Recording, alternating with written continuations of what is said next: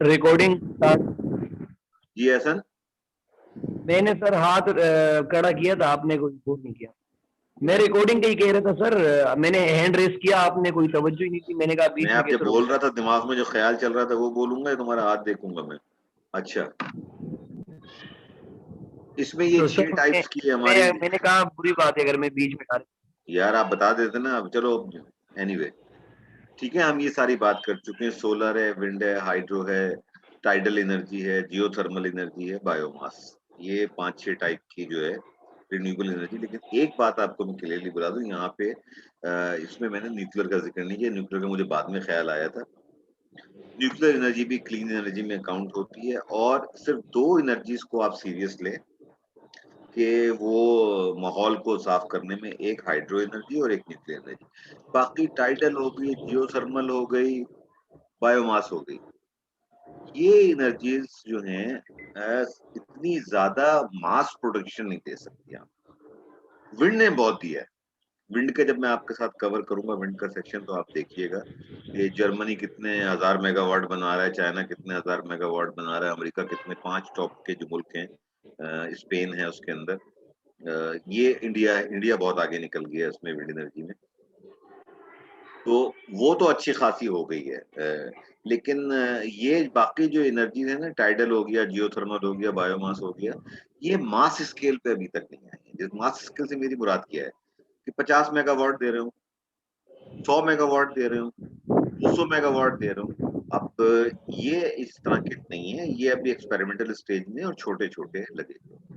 अब आ जाइए solar energy.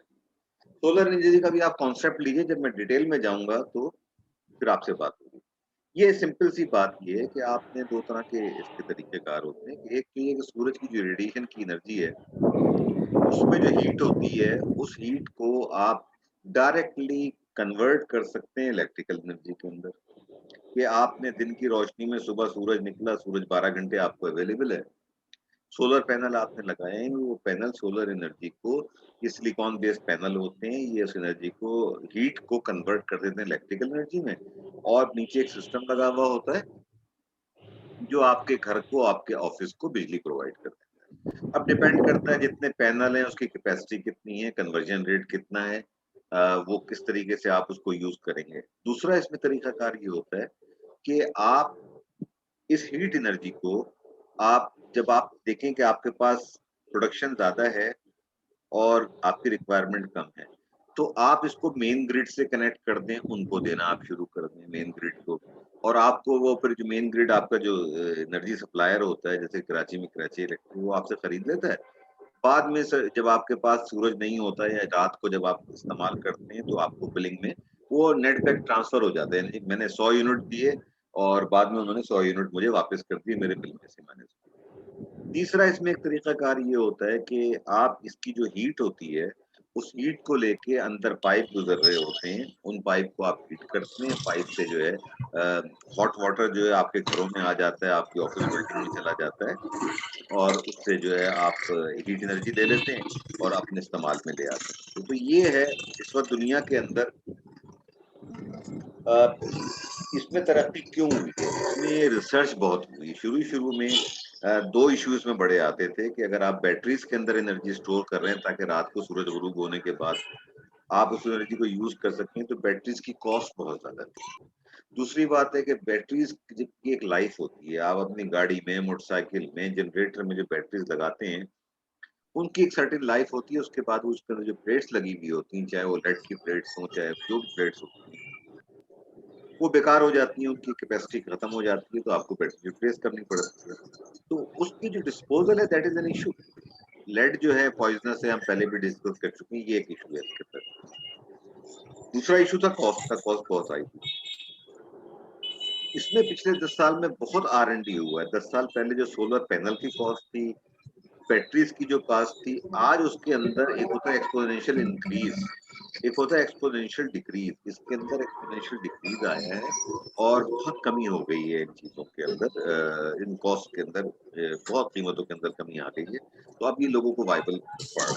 अब अगर आप कराची में देखें तो आपको नजर आएगा पॉलिसी है कि बहुत सारे घर के मालकान जो हैं अपने घर के ऊपर 300 गज का घर है, 500 गज का घर है, उसके ऊपर वो सोलर पैनल लगा रहे हैं और अपने घर की जो बिजली है उसको लेने की कोशिश करते हैं। जो बैलेंस उनकी रिक्वायरमेंट होती है वो प्राची इलेक्ट्रिक से ले लेते हैं और जब उनकी रिक्वायरमेंट नहीं होती है वो केई को दे देते हैं, केई उनको बाद में ये नेट मीटरिंग का एक मेथड है उससे वो यूज़ किया जाता है।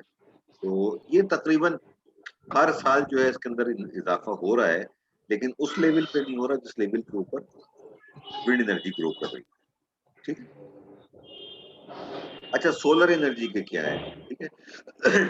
कि सोलर पैनल जैसे मैंने बताया कि अब ये मतलब सस्ते होते चले जा रहे हैं, एनवायरनमेंट के ऊपर कोई इम्पैक्ट नहीं है, जगह अलबत्ता आपको चाहिए होती है इसको लगाने के लिए, आपका बिजली का बिल कम कर देता है, पीक आवर्स में यानी जो दिन में लोड होता है, इंडस्ट्री का लोड होता है, सारे ठीक लोड है। होते हैं, उस वक़्त आपको ये अवेलेबल होता है। इंटरव्यू आया था लेटर में सर। जी? भाई किसी का माइक खुला हुआ है, ये आवाज़ें आ रही हैं मुझे तरह-तरह की। ठीक है, अच्छा इसका क्या होता है कि ये चूँकि आप अपने घर में इस्तेमाल कर रहे होते हैं, अपने प्लांट, अपनी यूनिवर्सिटी पे इस्तेमाल कर रहे होते हैं, तो आपका जो ट्रांसमिशन लॉसेस पाकिस्तान के अंदर 18%, 12%, 16% बात होती है। एक जगह से दूसरी जगह बिजली ले जाने वो लॉसेस इसके अंदर कम होते हैं क्योंकि लॉन्ग डिस्टेंस ट्रांसपोर्ट इसके अंदर, ठीक है? अब सेकंड आ जाइए विंड एनर्जी। विंड एनर्जी में डिटेल प्रेजेंटेशन में मैं आपको बताऊँगा कि सिंपल रूल क्या है इसका कि मैकेनिकल एनर्जी कन्वर्ट हो रही है इलेक्ट्रिकल एनर्जी। जो हवा चल रही है उसके अंदर एक ताकत है, वो ताकत क्या है? वो एक पोटेंशियल एनर्जी रखती है अपने अंदर, ठीक है ना? जब हवा इन ब्लेड से टकराती है, इनको घुमाती है, इनके घूमने से मैकेनिकल अंदर एक बियरिंग लगे हुए हैं, वो घूमते हैं।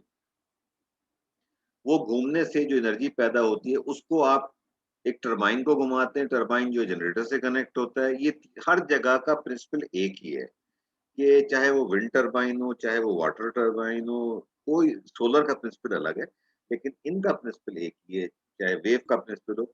ये तमाम चीज़ें जो हैं, जो पोटेंशियल एनर्जी हमारे पास होती है, वो कन्वर्ट कर देती है मैकेनिकल एनर्जी को इलेक्ट्रिकल एनर्जी में थ्रू टरबाइन और वो जनरेटर पे जाती है, जनरेटर जो है आपके सिस्टम से कनेक्ट होता है, वो बिजली आगे चली जाती है। अब इसके साथ विंड एनर्जी के साथ क्या प्रॉब्लम है कि विंड एनर्जी के आप प्लांट वहाँ लगा सकते हैं जहाँ पे विंड कॉरिडोर हो। जी असकानी साहब सर मैं असकानी एक चीज सर ये पूछना चाह रहा था कि जैसे आपने कहा कि विंड एनर्जी का भी जो कॉन्सेप्ट है वो सेम ही है। मैं ये पूछ रहा था इसमें भी सर आगे ट्रांसफार्मर से आप अपग्रेड करके अप टू 11 केवी 500 केवी इस तरह की ट्रांसमिशन लाइन जी, होती है विंड बिल्कुल, में भी या फिर ये बिल्कुल मेन उसमें जाता है, ये मेन उसके अंदर जाता है। आपका जो जनरेटर है, बिजली जनरेट करके अब वो डिज़ाइन के ऊपर डिपेंड करता है कि नज़दीक तरीन ग्रिड आपका कौन-सा है। वो 220 का भी हो सकता है, वो 500 का भी हो सकता है केवीए का। ये तो डिपेंड करता है उसके ऊपर कि आपकी लोकेशन क्या है। लेकिन मैं प्रिंसिपल ठीक की है बात सर। कर रहा हूँ, बिजली जनरेशन का प्रिंसिपल चाहे आप हाइडल का ले लें, काम वही होता है कि टरबाइन घूमता है, आप पावर प्लांट में क्या करते हैं? पावर प्लांट में स्टीम से टरबाइन को घुमाते हैं, यही होता है ना? यस सर हमारे पास सर स्टीम से टरबाइन घुमाते हैं उससे कनेक्टेड जनरेटर है जनरेटर से जनरेटर है। 21.5 केवी फिर हम उसको 500 केवी में अपग्रेड कर देते हैं अपने ट्रांसफार्मर जीआईएस के जरिए और उसे हम वापडा को सप्लाई कर जी, देते बिल्कुल यही मैं हैं आपसे अप अर्ज़ टू कर रहा हूँ। 500 केवी। देखिए, मैं 500 की बात हो या 200 की हो या 11,000 में की हो, मैं अभी बात कर रहा हूँ आपसे प्रिंसिपल की कि प्रिंसिपल क्या इन्वॉल्व है इसके अंदर। प्रिंसिपल वही है कि टरबाइन एक मौजूद है, टरबाइन को घुमाने के लिए आप स्टीम यूज़ कर लें, आप एयर की ताकत को जो एयर के अंदर कुव्वत है, वो घुमा के मैकेनिकल एनर्जी को कन्वर्ट करें, मैकेनिकल एनर्जी से टरबाइन को आप घुमाएँ, टरबाइन घूम के जो है आगे जनरेटर से कनेक्ट होता है। जनरेटर से आगे बिजली ले जाने का सिस्टम जो है, वो फिर इलेक्ट्रिकल इंजीनियरिंग का सब्जेक्ट हो जाता है, कैसे ले जाए। हम आप बात कर रहे हैं, कॉन्सेप्चुअल बात कर रहे हैं कि एनर्जी का इलेक्ट्रिकल एनर्जी जनरेशन करने का प्रिंसिपल इन तीनों के अंदर एक ही है। आप हाइडल एनर्जी की बात ले लें, वहाँ पे भी टरबाइन घूम रहा है, वहाँ पे आप पानी की फोर्स को यूज़ कर रहे हैं। पानी को आप हाइट से गिरा रहे हैं, टरबाइन के ब्लेड घूम रहे हैं, वो जनरेटर को जा रहा है, जनरेटर आगे जो है बिजली जनरेट करके और वो आगे सप्लाई कर रहा है। अब वो किसमें कितने अप अप हो रहा है, डाउन हो रहा है, वो एक अलग बात है। ठीक है? तो ये इन सबका प्रिंसिपल बेसिकली एक ही है, एक्सेप्ट फॉर सोलर। सोलर के अंदर जरा दूसरा प्रिंसिपल होता है कि आप बैटरी से ले लेंगे, आप उसको कन्वर्ट करके एनर्जी को बैटरी में स्टोर कर सकते हैं, या आप डायरेक्ट सप्लाई कर देंगे सिस्टम जो आपको मिला हुआ है उसके साथ। ठीक है, अब विंड एनर्जी का एडवांटेज क्या है कि भाई ये अगेन वही बात है, क्लीन है। विंड एनर्जी की ऑपरेटिंग कॉस्ट कुछ नहीं है, इसकी जो एक दफा आपने लगा लिया, कैपिटल कॉस्ट बहुत ज्यादा होती है इन तमाम प्लांट्स की जो भी आप लगाएंगे, चाहे वो सोलर प्लांट हो, चाहे वो विंड का प्लांट हो, चाहे वो हाइड्रो इलेक्ट्रिक का प्लांट हो, या है वो न्यूक्लियर का प्लांट हो। इनिशियल कैपिटल कॉस्ट जो होती है इनकी बहुत ज्यादा होती है। वो ये अलग बात है कि 7 साल 8 साल 10 साल के अंदर वो पे बैक हो जाती है, तो उसके बाद फिर इनकी मेंटेनेंस कॉस्ट रह जाती है, ना इसमें कोई लेबर चाहिए होती है। एक दफा आपने इंस्टॉल कर दिए सिस्टम, आपने लगा दिया, अनलेस कि कोई तूफान आ गया, आंधी आ गया, कोई गिर पड़ा, आपका जो विंड का आपका टावर है वो अगर गिर पड़ा तो फिर आपको उसको खड़ा करना पड़ेगा, या अगर इसके कोई ब्लेड में प्रॉब्लम आ गई तो बड़ा सिंपल मैकेनिज्म होता है, वो क्रेन के जरिए आप उसको पूरा खोल के और वहीं पे रिप्लेस कर देते हैं उसको। तो ये कॉस्ट इफेक्टिव इस सेंस के अंदर के मेंटेनेंस कॉस्ट इसकी कम है, मॉडर्न टेक्नोलॉजी है घर के। अच्छा, इसमें एक खराबी है, वो आगे जब हम करेंगे डिटेल में। जनरली जो विंड कॉरिडोर दुनिया में अवेलेबल है ना, वो शहरों से दूर अवेलेबल है, शहरों में नहीं होते वो। अब हम तो लकी हैं इस तरीके से कि हमारा जो विंड कॉरिडोर चल रहा है पाकिस्तान में, वो गवादर से लेके ठट्टा और पता नहीं क्या सोमियानी कौन कौन से जो सारे बीच हैं। अगर आप सुपर हाईवे पे हैदराबाद जाएं, तो आप जैसे ही नूरियाबाद पहुंचेंगे, आप राइट साइड के ऊपर देखें, आपको बेतहाशा विंडमिल नजर आनी शुरू हो जाए। क्यों कि वो जो हमारा विंड कॉरिडोर है, वो उसको केटी बंदरवाला और वो सारा जो विंड कॉरिडोर है वहां पे है। पहले एक था, अब उन्होंने सेकंड करा दिया, और आप देखेंगे कि वहां बढ़ते चले जा रहे हैं इसके। आपको विंड टावर जो है ज्यादा, विंड मिल ज्यादा नजर आती है। ठीक है, और ये बात के कॉस्ट डिक्रीज हो रही नहीं, ये जो है ना हो रही है ओवरऑल, लेकिन जो उसकी विंड मिल की जो कॉस्ट है उसमें तो आप कमी नहीं कर सकते ना। बेसिकली टावर तो स्टील का बना होता है ना, अगर स्टील की कीमतें ऊपर जा रही है तो इसकी कीमत हो जाएगी। डिजाइन वही है, स्टैंडर्ड इसका डिजाइन है कि एयर प्रेशर को देखते हुए, विंड कॉर्डिंग को देखते हुए आप डिजाइन करते हैं और आप लगा लेते हैं। अभी भी पाकिस्तान के अंदर 11 सेंट 12 सेंट के ऊपर जो है ये बिजली मिल रही है आपको। अब कब जाके इनकी कीमतें कम होती हैं ये मुझे नहीं पता। अच्छा, हाइड्रो एनर्जी का क्या देखें, अभी जो हम बात कर रहे थे वो सिंपल सा प्रिंसिपल है कि ये नीचे टरबाइन लगा हुआ है, ठीक है जी, उसके ऊपर जनरेटर है, उसके ऊपर ट्रांसफार्मर, उसके ऊपर ग्रिड है पूरी।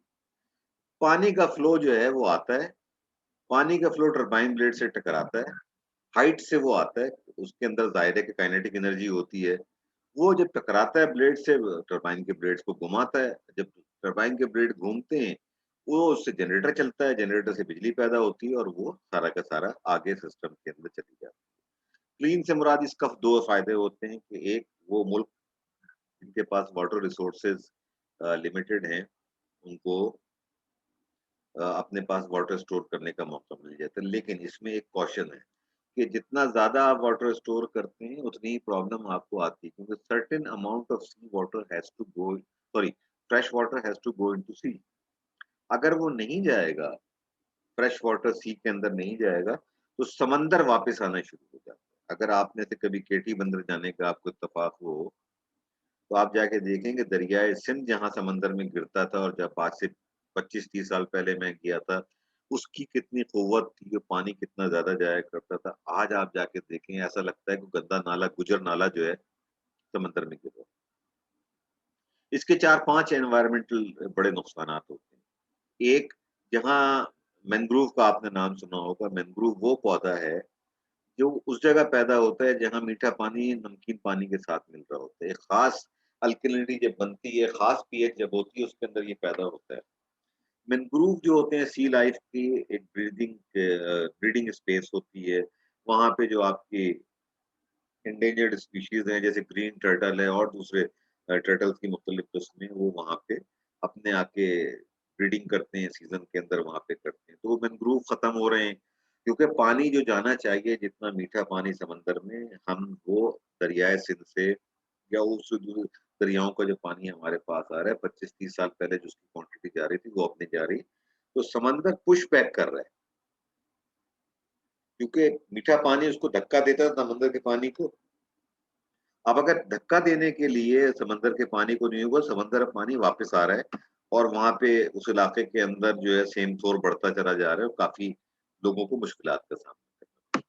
हाइड्रो एनर्जी के एडवांटेजेस सिंपली एक दफ़ा आपने इन्वेस्ट कर दिया और आप सारी उम्र इससे खाते रहे। जैसे कि मैंने पिछली दफ़ा बात की थी आपसे कि इसमें एक प्रॉब्लम होती है स्लिटिंग की, कि दरिया जब पहाड़ों से आते हैं तो अपने साथ मिट्टी लेके भी आते हैं, जब मिट्टी उसके अंदर जमा होती जाती है, तो आपको 5 साल, 10 साल, 15 साल के बाद इसके पूरे जो रिज़र्वॉयर है, उसकी आपको जिस तरह समंदर के अंदर जो जहाज़ों के चैनल होते हैं, उसकी ड्रेजिंग की जाती है, मिट्टी जो जमा हो जाती है ताकि जहाज़ ज़मीन से ना टकराए, उसको निकाला जाता है। इसी तरीके से इनकी भी ड्रेजिंग करनी पड़ती है और इनको निकालना पड़ता है, ताकि आपका रिज़र्वॉयर कैपेसिटी जो है पानी की वो कम ना हो।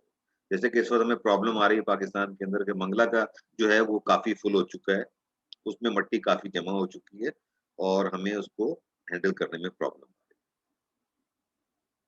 है। ये टाइडल एनर्जी है जी, टाइडल एनर्जी क्या है कि जब अ, टाइड यानी ये मैं डिटेल में आपके साथ बाद में इसको सिर्फ़ इतना समझ लीजिए कि ग्रेविटेशनल फ़ोर्स जो न्यूटन लॉ के तहत होती है ना, सिर्फ़ ज़मीन की नहीं होती।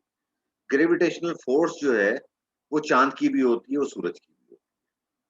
चाँद की क़ुव्वत इतनी है उसके अंदर यानी आपने सुना होगा ना कि जो पागल होता है ना, ये जो नफ़सियाती मरीज़ होता है, चाँदनी रातों में उसको दौरे ज़्यादा पड़ते हैं, तो ये उसके ऊपर असर करती है।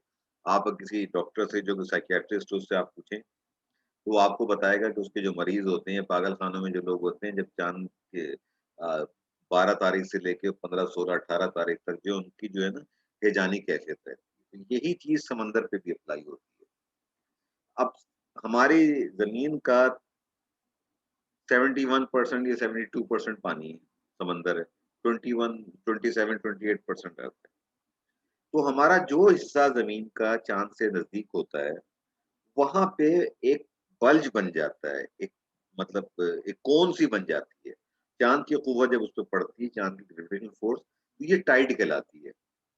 इसको जो हिस्सा चाँद के सामने नहीं होता, वहाँ पे लो टाइड होती है। अब यहाँ पे हमारे यहाँ पाकिस्तान में आप देखें नेवी वाले एक पूरा निकालते हैं, एक शीट होती है।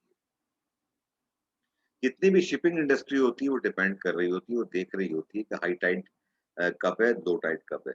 जब जहाज़ लाना होता है तो हाई टाइड में लेके आते हैं उसको, जब खाली हो हाई टाइड में लेके आते हैं, खाली हो जाता है, लो टाइड में उसको लेके जाते हैं।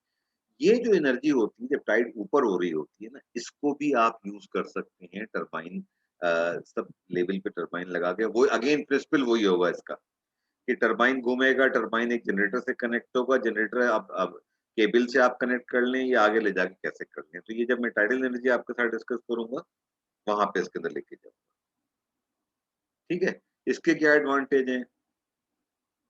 मतलब आपको पता है कि जब हाई टाइड होगी, हाई टाइड 3 मीटर की भी हो सकती है, 3.5 मीटर की भी हो सकती है। लो टाइड जो है उसके अंदर आपको कितनी मिल सकती है, आप लगा लेते हैं। अच्छा ये जब आप लगाते हैं ना तो एक बैरियर बन जाता है कि कोस्टल फ्लडिंग के लिए ना कि मतलब समंदर जो है, वो इलाके जो कि जैसे कराची जो है हमारा लो सी लेवल है, तो ऐसे इलाकों के लिए ये एक रेजिस्टेंस बन जाता है, दीवार बन जाती है। अब ये यहाँ पे एक डिबेटेबल पॉइंट है, मैंने लिख तो दिया है कि जी जो दुनिया कहती है कि जी चीपर है, दुनिया के हिसाब से चीपर होगी, पाकिस्तान के हिसाब से बहरहाल अभी तो बोल दो ये कहीं है नहीं। और इसमें सबसे बड़ी खराबी ये है कि अब तक जितना मैंने पढ़ा है, इसके बुनियाद पे जो इक्विपमेंट लगाए गए हैं जो कुछ है, कोई इक्विपमेंट भी 1 मेगावाट, 2 मेगावाट इससे ज़्यादा का कोई टाइडल एनर्जी वाला मुझे नहीं मिला कि जो इस तरह का दे रहा हो। तीसरे नंबर पे एक और आ जाता है बायोमास एनर्जी, ठीक है? अच्छा, अब जितने भी हमारे ऑर्गेनिज़्म हैं, लिविंग ऑर्गेनिज़्म कह लें या पौधे कह लें, इनके अंदर कुछ ना कुछ एनर्जी मौजूद है। तो ये जो एनिमल वेस्ट होता है, जो लोग गाँव देहात में रहे हैं, मेरे तरीके से उन्होंने देखा होगा कि सिंध के अंदर बड़ा कॉमन था, पंजाब में भी मैं देखता था गाँव देहात के अंदर, कि जो गोबर होता है, जो वेस्ट होता है, एनिमल वेस्ट होता है, गाय का या भैंस का, उसको वो जमा कर लेते हैं और जमा करके उसमें गंदम का भूसा मिलाते हैं। एम आई राइट? गंदम का जो भूसा होता है ना, वो मिला के और उसको जो है फिर यूज़ किया जाता है, जिसको हम कहते थे उर्दू में उपले कहते हैं, पंजाबी में पता नहीं क्या कहते हैं उस चीज़ को। उन उपलों को as a burning fuel use किया जाता था। लकड़ी के साथ पहले उपले भी जलाए जाते थे। उससे फिर जब मिट्टी के चूल्हे हुआ करते थे और गैस घरों में नहीं पहुंची थी, ये बड़ा कॉमन। आज भी आप देख लें, मुख्तलिफ जगह पे आप गांव देहात चले जाएं तो आपको कच्चे घरों की दीवारों के ऊपर वो चीज नजर आएगी कि एनिमल वेस्ट से वो गंदम मिला के वो बनाते हैं और वो अपने पास रखते हैं। दूसरे, बायोमास एनर्जी कहाँ से आती है? वुड से आती है। आज भी घरों के अंदर लकड़ी जलाई जाती है गांव देहात के अंदर। तीसरी क्या होती है कि जो दरख्त के पत्ते वगैरह गिर जाते हैं, इनको जमा करके भी लोग जला लेते हैं, लेकिन उसकी क्वांटिटी इतनी ज्यादा नहीं होती। फिर जो क्रॉप का वेस्ट होता है वो जल जाता है। अब गन्ने की फसल है, गन्ने की फसल को आप यूज करते हैं, किस काम के लिए यूज करते हैं? क्यों भाई, गन्ना किस काम आता है? क्या हो गया, सब सो गए क्या? Sugar industry. इंडस्ट्री में जी, काम आता है। शुगर, शुगर बनाने के सर लिए वो काम आता है। जो उसके अंदर बगास ग्लूकोज, उसका बाय प्रोडक्ट बगास होता है उसको एज अ जो सोर्स पे यूज ग्लूकोज या करते हैं। सेल्यूलोज होता है उसको हम क्रश करते हैं, जो क्रशिंग कहलाता है। जो वेस्ट बचता है वो वेस्ट फिर जलाया जाता है, जिसको हम उर्दू में बगास कहते हैं। मुझे नहीं पता इंग्लिश में इसके लिए क्या वर्ड है। हर पावर, आप शुगर मिल चले जाएं, किसी भी आप शुगर मिल को जाके देख लें, चाहे वो सिंध में हो, पंजाब में हो, मीरपुर खास में हो, कहीं भी हो, उसके अंदर एक पावर प्लांट होता है। वो पावर प्लांट का बॉयलर जो है, उसका जो बॉयलर का फ्यूल है, वो गैस के साथ-साथ, गैस तो लेते लेते हैं वो, लेकिन बगास को भी जलाते हैं। और बगास के यानी जो इसका गन्ने का जो सब कुछ निकलने के बाद, आपने देखा होगा ना, गन्ने का रस जो निकाला जाता है, उसके बाद जो कचरा बचता है ना, वो एक डब्बे में डालते चला जाता है ना। वहाँ पे ये नहीं होता, वो सारा का सारा उसको कॉम्पैक्ट करके पैक कर लेते हैं और बॉयलर में ले जाके जला लेते हैं। तो ये बगास जो है, उससे एनर्जी बनाई जाती है। अच्छा, ये सारे जो उसको जला के आप उसको इलेक्ट्रिकल एनर्जी में कन्वर्ट कर लेते हैं। और शुगर मिल की जो बिजली की रिक्वायरमेंट होती है, इसी तरीके से जो कॉर्न का पौधा है, ठीक है, उसके अगर आप भुट्टा जो होता है, भुट्टे के अगर आप दाने निकाल के भून लें, जो पीछे बचता है, क्या कहते हैं उसको, और उसके ऊपर जो पत्ते होते हैं ना ग्रीन रंग के, जो बाद में येलो हो जाते हैं, आप गाँव जाके देखें, ये तमाम चीजें जो है ना, ये जलाने के काम में आती है। सोए के जो वेस्ट होता है, एनिमल वेस्ट होता है, इन सबको, ये सारी जो है बायोमास एनर्जी के अंदर हम इसको कवर करेंगे। ठीक है? अच्छा, बायोमास के एडवांटेज वही हैं कि जी, लेकिन सल्फर तो जिससे रिलीज़ नहीं होती, लेकिन इसके अंदर भी बहरहाल कार्बन होता है। तो कार्बन जो है वो ज़ाहिर है कि इसके जलने से कुछ ना कुछ अ, कार्बन इमिशंस होते हैं। ठीक है? ये ज़ाहिर है कि वेस्ट है, आपने फेंकना है, तो उसको आपने जला के आपने एनर्जी ले ली, तो आपका जो मेन फ्यूल है, वो जो को आपने यूज़ करना है, उसमें कमी हो जाएगी। अराउंड द ईयर आपको मिल रहा होता है। अगर आपका बाड़ा है, तो आपके पास तो बेतहाशा गोबर होगा। गोबर से एक टेक्नोलॉजी बहुत पहले आई थी कि आप एक टैंक के अंदर, क्लोज़ टैंक के अंदर गोबर को फीड कर दें और उसके ऊपर पानी डाल दें, तो मीथेन गैस का रिएक्शन होके वो बन जाती है और उस गैस को आप पाइप से लेके और अपने घरों के अंदर, गाँव देहात के अंदर जला सकते हैं। लेकिन उसमें सेफ्टी फैक्टर ज़रा डेंजरस है वो, कि लोग मेंटेन नहीं कर पाते, धमाका होने का खतरा रहता है। तो लैंडफिल्स वगैरह बच जाती हैं आपको, ये चीप है, ये कांस्टेंट अवेलेबिलिटी है। जी अमजद साहब? सर मैं एक हो सकता है रेलेवेंट हो, थोड़ा शेयर करना चाह रहा था। मैं वीडियो देख रहा था, इंडिया की वीडियो थी सर। उसमें वो जो काऊ डंक है ना, इंडिया में अब ये हो रहा है कि वो एक सस्टेनेबल पेंट जो है वो फॉर्मुलेशन कर रहे हैं।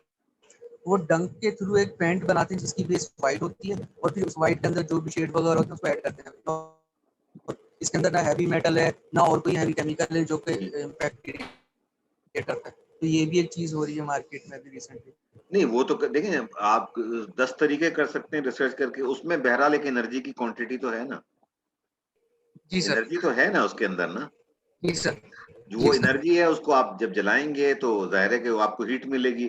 अब बेसिक प्रिंसिपल तो हर चीज का यही है ना, कि आप या तो हीट को कन्वर्ट कर लें इलेक्ट्रिकल एनर्जी में, या आप जो पोटेंशियल एनर्जी है हवा के अंदर, पानी के अंदर, उसको आप जो है मैकेनिकल से इलेक्ट्रिकल में कन्वर्ट कर लें। यही है। आप जितने आपका एफिशिएंट प्रोसेस होगा, उतना ही आपका कन्वर्जन रेट ज्यादा होता है।